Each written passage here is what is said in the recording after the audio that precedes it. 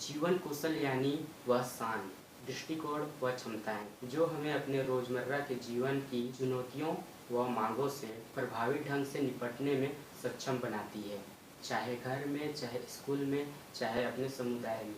विश्व स्वास्थ्य संगठन यानी वर्ल्ड हेल्थ ऑर्गेनाइजेशन यानी कि WHO ने भी जरूरी जीवन कौशलों का उल्लेख किया है। जीवन में निरंतर कई चीज़ें सीखना आवश्यक होता है। कोई व्यक्ति स्टडी में अच्छा हो सकता है, कोई आर्ट के क्षेत्र में, एक्सेट्रा एक्सेट्रा।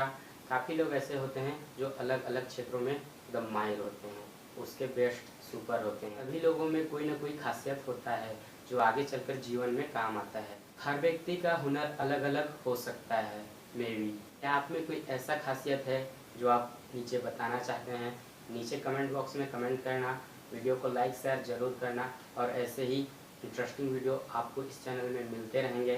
पहले जीवन कौशल को सब्सक्राइब कर लो। ये चैनल है एज ए प्रिंटर कैर। तो thanks for watching this video.